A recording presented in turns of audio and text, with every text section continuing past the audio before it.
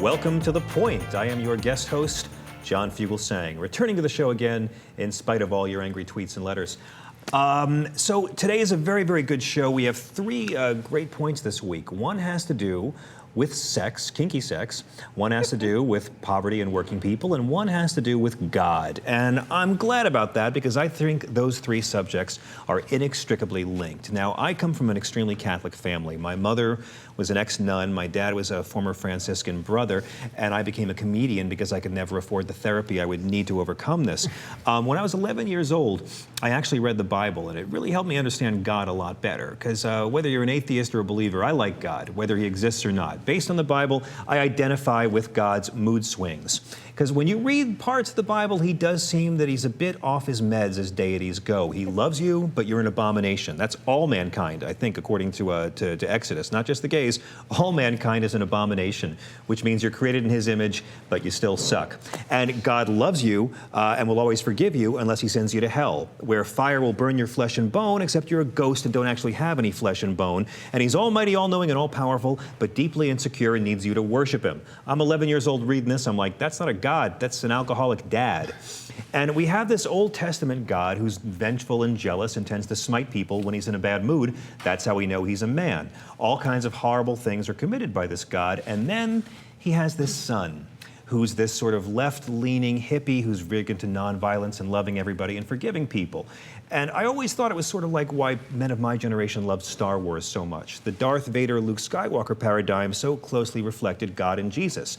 The father's a lot more powerful, but the son, not a dick. So the thing about it is, Jesus is the guy who kind of brings it all together. Jesus is the one who talks about poverty. The Bible has thousands of references to helping the poor, only about 6 or 7 references to having sex with someone of the same gender. But what do our fundamentalist friends harp on? Jesus is also the guy who had no sex hang-ups. That's parts of the Old Testament and our good friend St. Paul. And when you think about it, when an atheist or anyone who doesn't like religion goes off on how religion's responsible for all the wars and rapes and violence and crime, I have to counter by saying, hang on a second. You're talking about a certain kind of religion, fundamentalist right-wing religion, because the more to the right you are in any religion, the more you're causing the problems in the world right now. Christian, Jew, Muslim, Hindu, I don't care. There's 5 points that unite right-wing fundamentalism. Number 1, the gay thing. No matter how far to the right you are of any religion, you don't like our gay and lesbian brothers and sisters. Number 2, the woman thing. The more right-wing your faith is, the more you consider women to be second-class citizens. Number 3, other religions are always inferior. Number 4, violence is fine to solve problems if I do it because God's on my side. Number 5, the sex thing. The more right-wing your faith is, the more you'll encompass all 5 of these traits. And the sex thing's especially silly because if God didn't like really hot, kinky sex, he wouldn't make us cry out his name when it's really intense. So with that in mind, we have 3 great points for this week's show, dealing with the 3 subjects I just laid out. The first is from Kerry Kennedy, president of the Robert F. Kennedy Center for Justice and Human Rights, with a surprising point about the plight of exploited farm workers in the U.S. that will blow your mind. We have another point from Edward Falzon, the author of Being Gay is Disgusting. Wait for it, talking about whether the Bible is really the best guide we have out there to morality. And then our final point is about the controversy swirling around that dirty little bestseller, 50 Shades of Grey. And I couldn't be more excited about the panel we have today. Reverend Sandie Richards, the minister of the First United Methodist Church here in L.A. Dave Rubin is a comedian, a blogger, and host of The Six Pack, which is the top LBGT podcast on iTunes. And it's also a show on Sirius XM Radio. Do yourself a favor and check his stuff out. And Wendy Carrillo is the host and executive producer of the Knowledge is Power radio show on KPWR Los Angeles. This woman is single, bilingual, and ready to mingle. Thank you, I appreciate that. Thank you. I botched your very cute intro, too. So I want to thank all of you for being here to talk about God, poor people, and kinky sex. And the only 3 things I think about. And I'd like to begin with our first point. This comes from Kerry Kennedy. Take a look. Hi, I'm Kerry Kennedy, and I'd like to talk about the plight of farm workers in the United States. A few years ago, the RFK Center gave our Human Rights Award to the Coalition of Immokalee Workers. These are people, tomato pickers in South Florida, who have emancipated over 1,000 people from slavery in Florida and South Carolina over the last decade. This isn't just me saying slavery.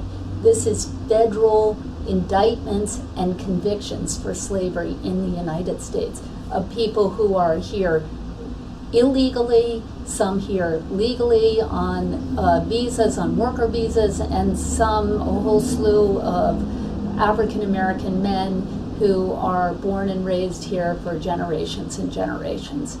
These conditions are unacceptable. And so today, across our country, these are the workers who have the worst types of working conditions. I can tell you in New York State, for instance, farm workers do not have the right to a day off per week. They don't have the right to overtime pay. They don't have the right to workers' comp. And child labor is still allowed in New York State. Every single woman who I've spoken with in New York State, and I've spoken with tons of them across the state, has been sexually harassed, and yet there is no real mechanism for them to bring the perpetrators to justice.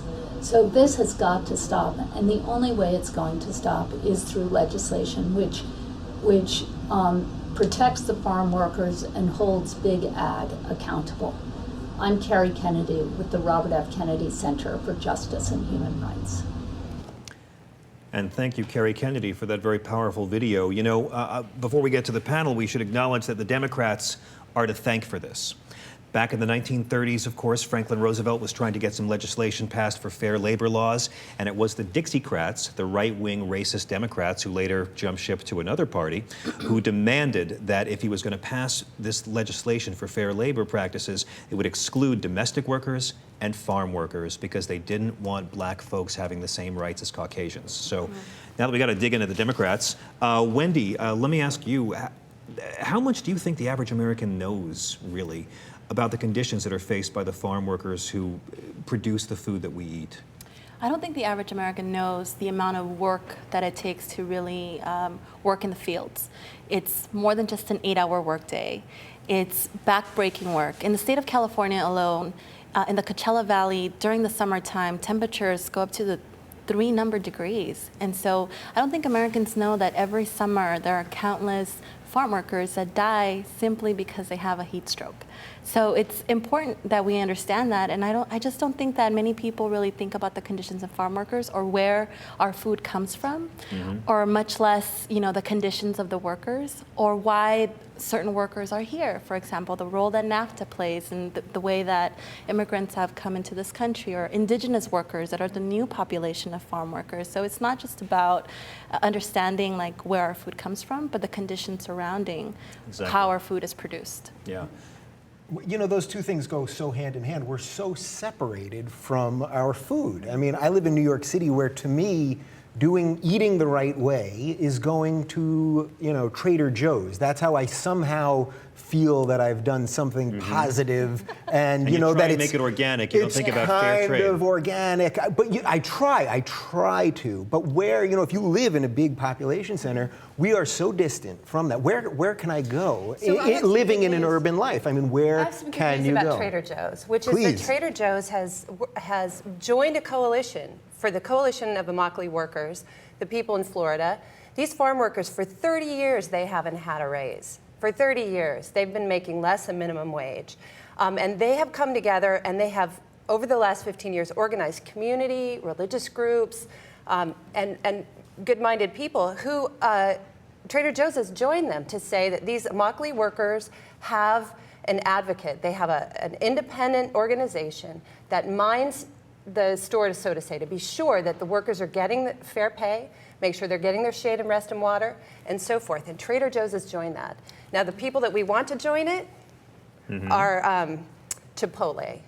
Chipotle we love. They've got all that stuff all We over love their Chipotle. cups. We're helping cows. They're doing everything right with their meat, extra but bubbly. we want them to do it right with their tomatoes too. So if you're in Chipotle, just go on in and say, I want you to sign on with this Immokalee worker situation. Now, they'll tell you we have our own little monitoring group, but their business is not monitoring. So the meat's good there, and then the tomatoes. We want them to join so that we know that the Immokalee workers are getting their extra penny a pound. It's a penny a pound they're asking for, which means they would get an extra $30 a day, which means those people are picking 3,000 pounds of tomatoes a day. It's amazing. One person. And you know, when we think about how Americans are disproportionately removed from their food source, we tend to think about how the animals are treated or how the food is grown or what kind of chemicals go into the food or are sprayed on the food. We don't always think about the human beings who are doing it. Tom Hartman has a great line where he says, we didn't end slavery, we outsourced it. Right. Although in this case, we insourced it. When Cesar Chavez made his great strides in farm workers' rights, that was for the state of California. As Ms. Kennedy pointed out, it didn't apply to the state of New York. And I don't think you can talk about this issue of worker exploitation without bringing up undocumented workers. 53% of farm workers are undocumented. 25% are citizens. 21% of the people who pick and grow our food for us are legal permanent residents. 1% are authorized in some other manner to do work. 53%. And this to me is, I think, the crux of the hypocrisy of both parties on the illegal immigration issue. Because the Republican Party talks about illegal immigration and they raise a lot of money and they don't do anything. The Democratic Party talks about it quite a bit, and they raise a lot of money saying they're going to sort of help the rights of undocumented workers, and then our president has a record number of deportations. The reality is, and tell me if I'm wrong, if we got rid of illegal immigration, we'd be paying $65 for a salad.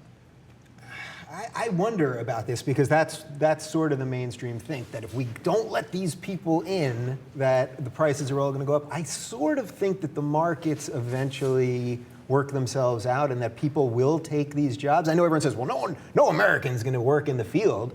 I mean, I've done some crazy jobs in my day, and I will continue to do some crazy jobs. How much am I getting paid to be here? By the way, you're getting paid more to be here than a lot of farm workers are getting paid. This is true. Lots of farm workers are Americans. Of course. Yeah, and so I think that, and their children certainly are. But the fact is, 53% are undocumented workers, the people making the food that we're eating right now. Right, and there's a big problem in California right now. Wendy mentioned the water, shade, and rest. The pressure on workers to do more with fewer people is huge because we've deported a lot of people. People are not coming over the border anymore to work, and so there's a shortage of workers. So they don't get their water, their shade, and their rest. So thankfully right now, hopefully by the end of this week, the Assembly in California will vote on a bill that not only says you have to give people water, shade, and rest, but if someone dies on your watch, the family of that person can go after the grower and the contractor. And that's the problem too, John. Everybody's got their hands in these farm workers' pockets. They're hired by a contractor who is paid by a grower, who is paid by a middleman, who's paid by a supermarket. So, you know, by the time someone's asking for a penny a pound, you know, they really are supporting this enormous chain of capitalism on their backs. So I'm just wondering if maybe little smaller profits on the part of maybe supermarkets and Trader Joe's and a little bit more toward workers.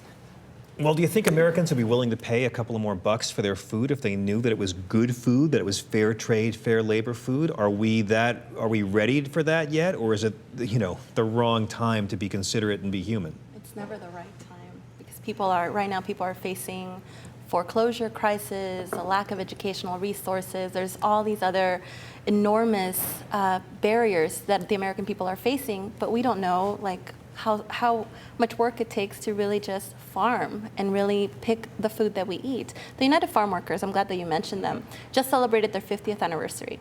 But yet we are still fighting the same thing. The lack of water, the lack of bathrooms, the lack of breaks. I mean, it's impossible to think, it's crazy to think that in this day and age, we're still in the same struggle and that we still have child labor and that women that are 9 months pregnant are picking our vegetables. So could comprehensive immigration reform be a start to this, or is it more about putting pressure on the chains that sell the food? I think we have to do both.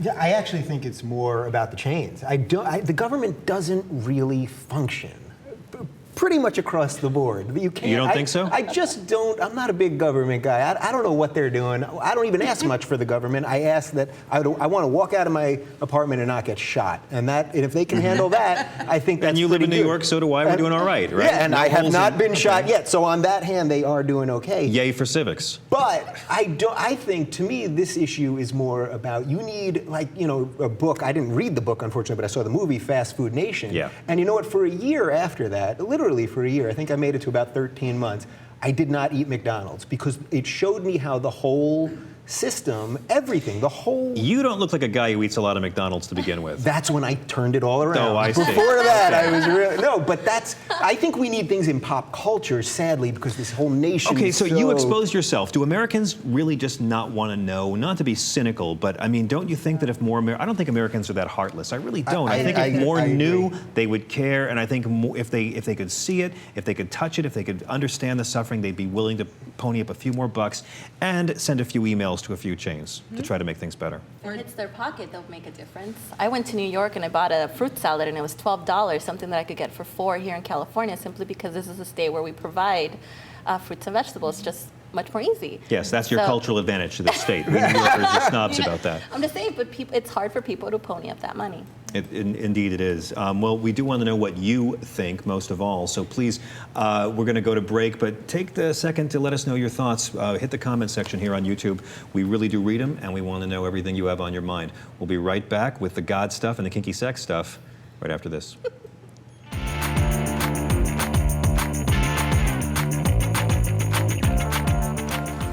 Welcome back. Your dreams are your ticket out. Our next point, you got that one. Our next point comes to us from author Edward Falzon. G'day, I'm Edward Falzon, author of Being Gay is Disgusting and the upcoming sequel, Women Should Shut Up and Listen. So many people claim that objective morality exists, but then they go further and say it could not exist without their flavour of their brand of deity.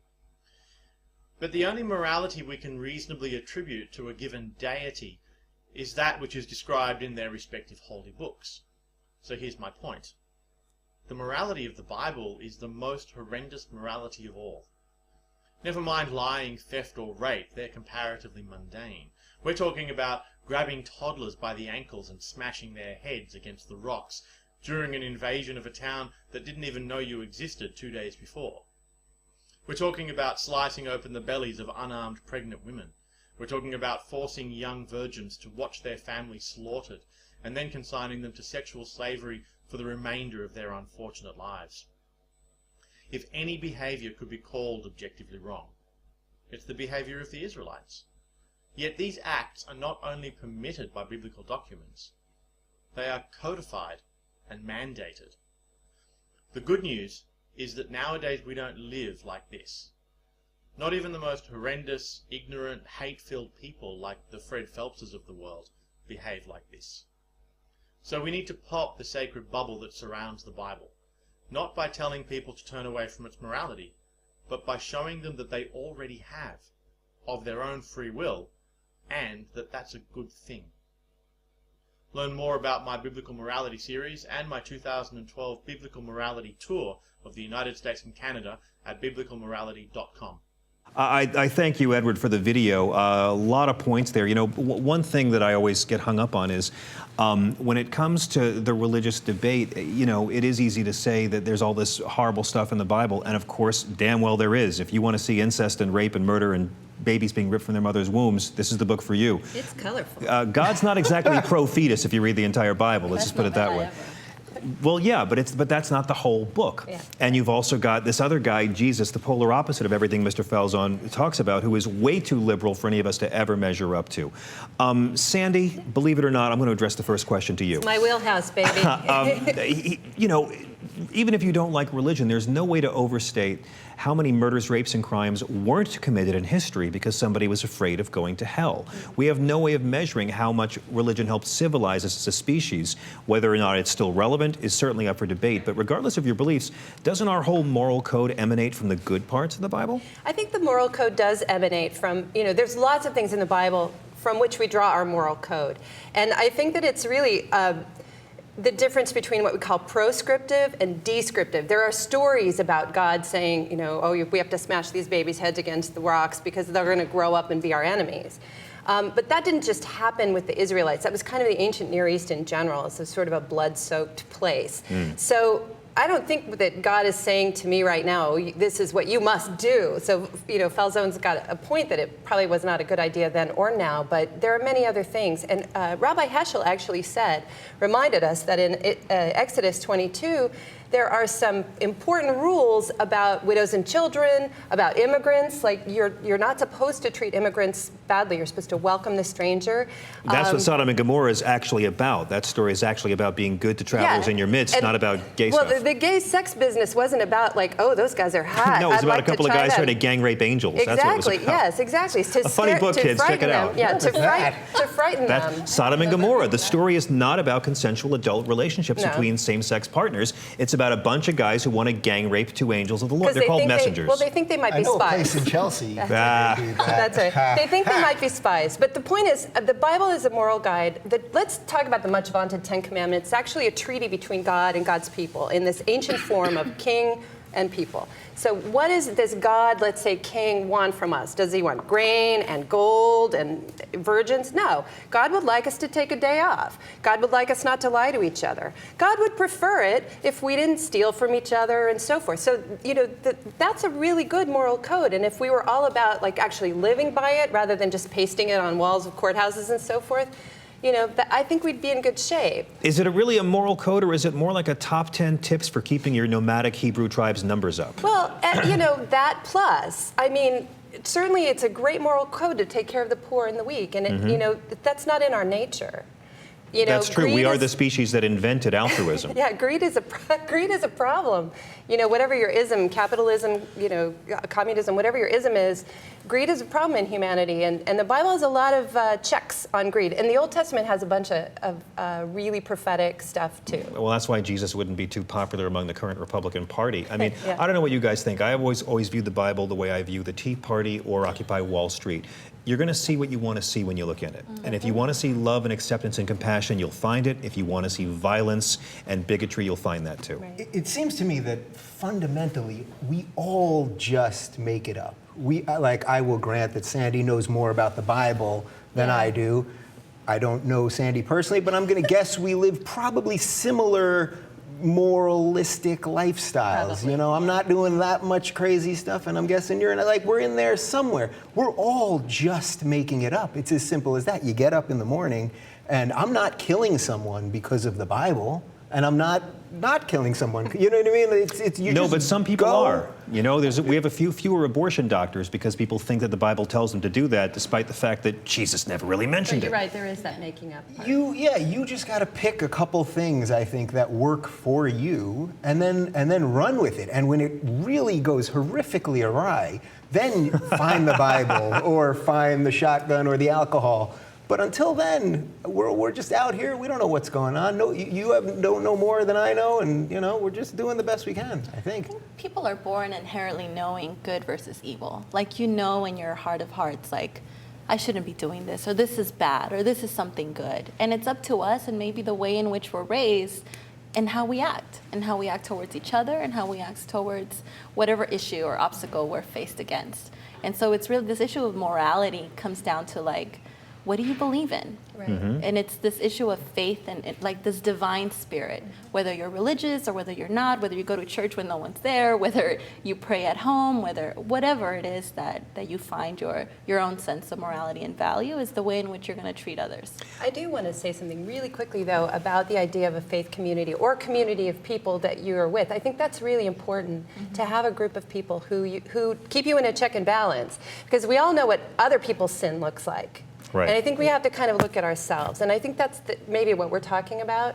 But as a Christian, it's not easy to be a Christian because you're supposed to love your enemies. And that is hard to do. And most of us don't master it. No, it's easy to say you're a Christian. Americans excel at that, but actually acting that way is different. Yeah. I can say it's also, it's easy to be a gay, but it's easy for me to be a gay because I was born that way, but we're sort of trained now to hate Christians, and I don't hate Christians, and I don't think that they're monolithic, and there are a lot of gay Christians, and I've been biblical with some of them. But adding undocumented gay Christians. Wow.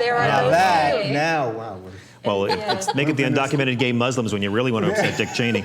Or my Jewish mother. I kind of think that if you look in the Bible for facts, you're not going to find a lot. If you look in the Bible for truth, you'll find plenty. There's a lot of beauty in the Bible. There's a lot of metaphor in the Bible, and that was cracks me up about fundamentalists, how these people can follow Jesus, a guy who only talked in parable and metaphor, but they are incapable of reading the Bible as parable and metaphor.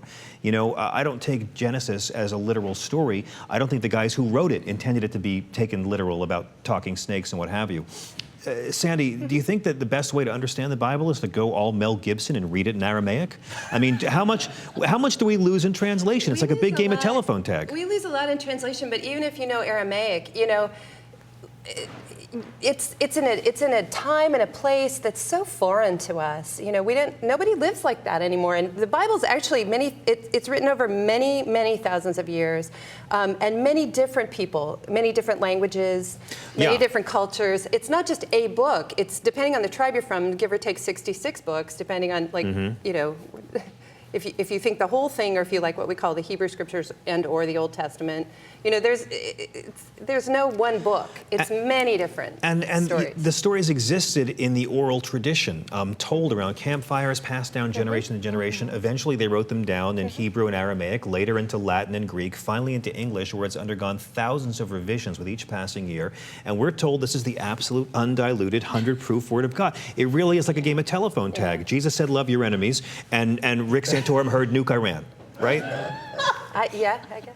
I don't know how that happened. Well, I think that, you know, we hear a lot in the culture how the fastest growing religion is Mormonism. I don't agree. I think the fastest growing religion is people who were raised religious, have been turned off by organized religion, and now consider themselves spiritual. Well, that's actually been going on since the 70s. And right now we're reaching a point where the old-time religion, you know, people gathering in churches, is becoming a little bit passé, let's say. People are still gathering in community. People still, but the young adults, they don't want to sit in a room every Sunday morning and sing old hymns. They want to go do something. They want to make a difference. They want their work, because they're catching up with each other on Twitter, Facebook. They don't need to meet Sunday morning at the coffee hour to find out how things are going. So everything's changing. You know, also rationality is not immediately rewarded. You know, thinking things through and having conversations like this and like that you hopefully have with your friends and your family, you're not rewarded immediately with some magical passage to some other magical place. You know, it's just not how it works, from everything that I can understand. and I don't swear to understand everything. But you're not rewarded immediately. You're not passing judgment immediately. We live in a world of Twitter and Facebook where everything's happening so fast. We want to judge everyone quick. We want to know exactly who's right, who's wrong all the time. Let's not even discuss like the lack of voices of women in the Bible. Exactly. And raised Catholic, like I would never imagine seeing like a female priest. It's something that we've talked about, but it's still very taboo. And this whole idea that priests can't marry and nuns marry Jesus, and it's really? Well, and again, those are man-made rules. Priests were allowed to marry for over 1,000 years. It wasn't until 1139 they made it illegal. And because of property. Yes, because of property and wealth being passed down to their kids. And, you know, for every bad example of religion we see, there are good religious people. I've known tons, the best people I've ever known, even conservative religious folks. But what do you see on TV? You see atheists and douchebags screaming at women outside clinics. That's all we get. And before we go on the Catholic note, as someone who cares about the Catholic Church maybe surviving, drop the sex hang-ups, drop the homophobia. Jesus wasn't a homophobe. There's nothing in there. I'm talking to you, Benedict. He had great abs. We love him. Right, exactly. Well, I think they did make Jesus have the good abs to make Buddha feel insecure. But more importantly, the Bible can be read as like the gospel according to Ike Turner, the way women are treated. And the Catholics are the ones who really believe that God made 51% of humanity unfit to hold the priesthood. Not letting women be priests is an insult to women. It's an insult to God. These guys wouldn't let the Virgin Mary say Mass if she came back. So Catholic Church, drop the homophobia, drop the sex hang-ups, drop the sexism, let the priests marry like the first Pope St. Peter was married, and maybe sell a painting and feed Bangladesh for a year. We want to know what you think. Please give us your comments below on the YouTube, and we'll be right back with all manner of kinky sex stuff.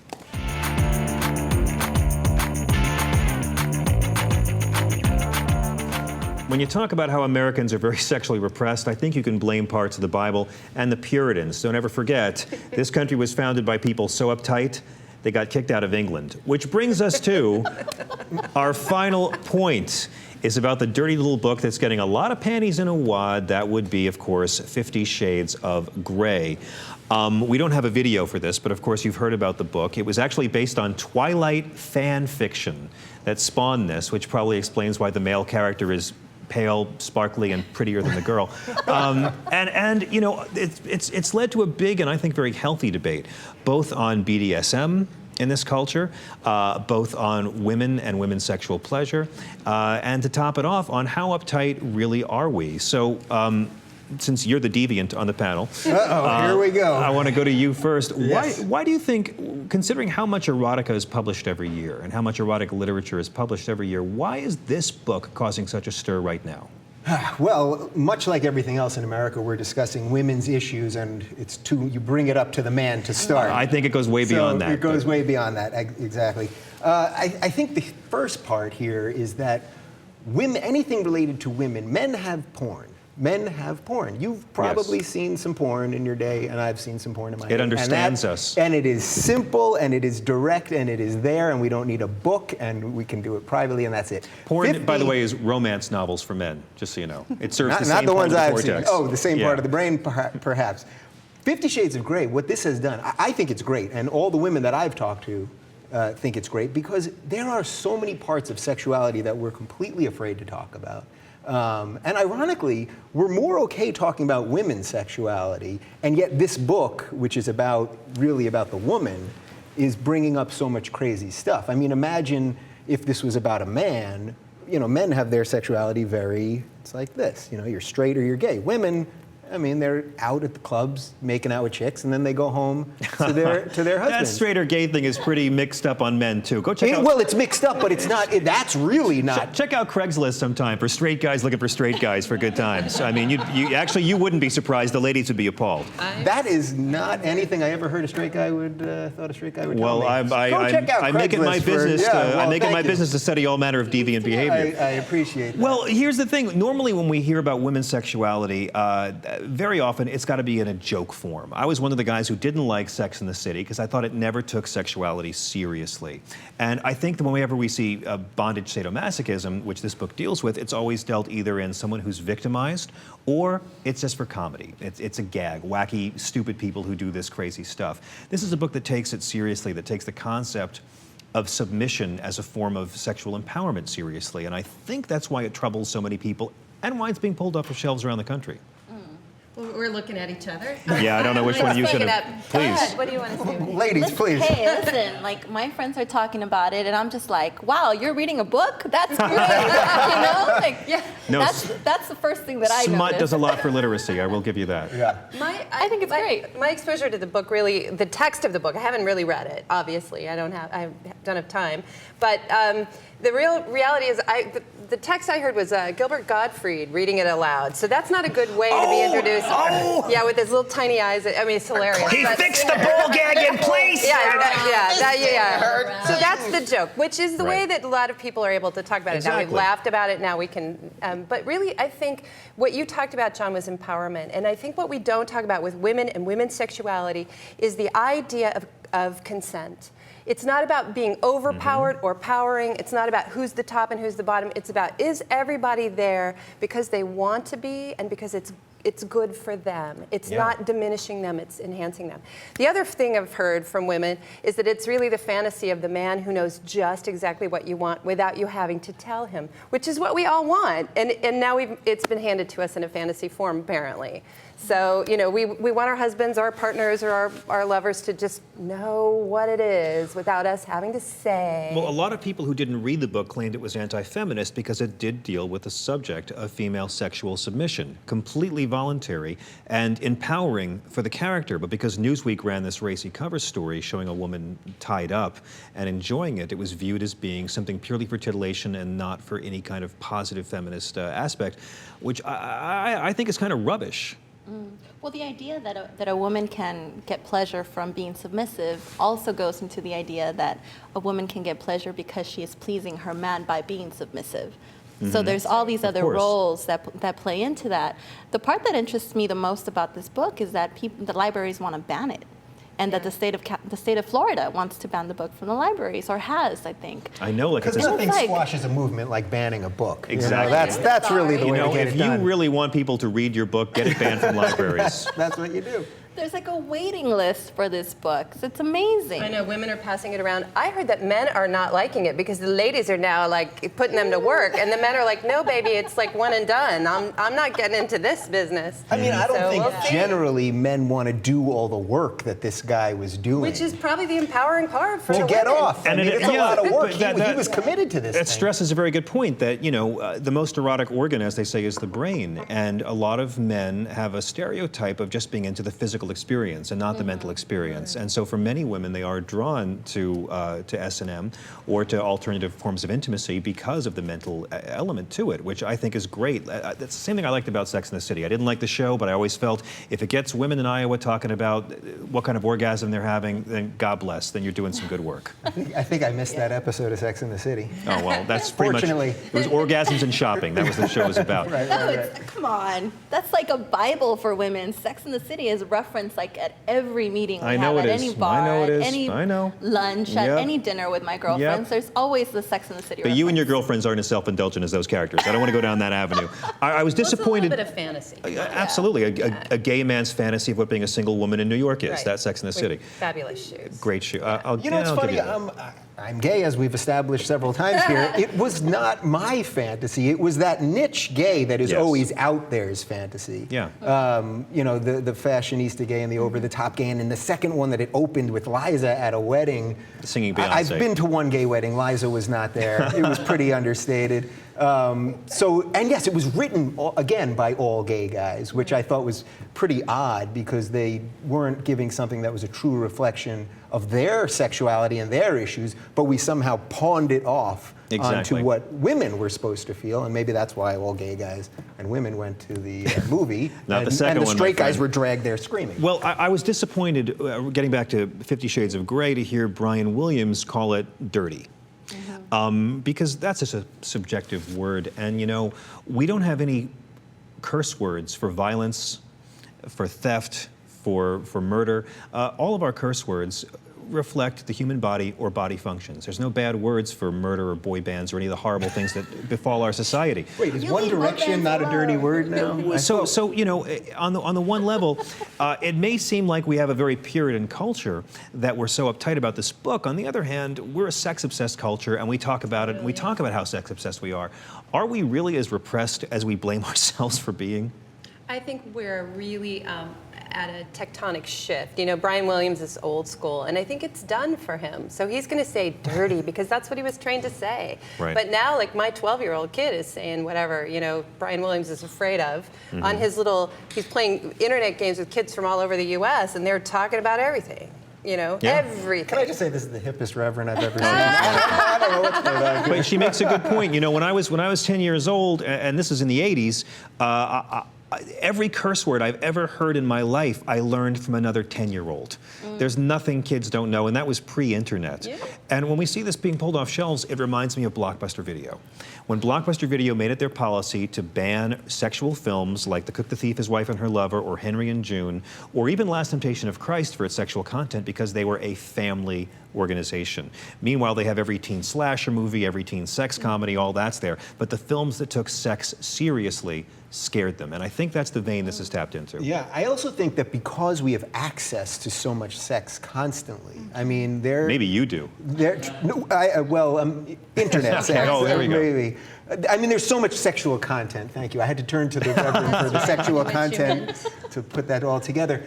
But because we have so much access to that, and often in a private way, it's in your bedroom or your basement or something, that also has shut us off. It actually is sort of like the food thing we were talking about before. We're separating the action and the immediate thing to ourselves is so far gone from what really is taking place. No one wants to really see what it takes to go into a porn, and you don't want to see the behind-the-scenes part of that, and the drugs that people are doing, and all that stuff. The Ron Jeremy waxing ritual, I understand. It's horrible. Wendy, last word. And it's in our everyday lives. I was driving with a girlfriend, and her 10-year-old daughter is in the back seat, and she's singing, and she said, I may be bad, but I'm perfectly good at it. Sex in the air, I don't care, I like the smell of it. Sticks and stones may break my bones, but whips and chains excite me. That's Rihanna. That's a 10-year-old girl in the back seat listening to her iPod. And it's in there, like it's in our society every single day, yet we get our panties in a bunch because a lot of women are reading this book now. Yeah, well, hearing that a 10-year-old quoted those lyrics, I just became a Republican. By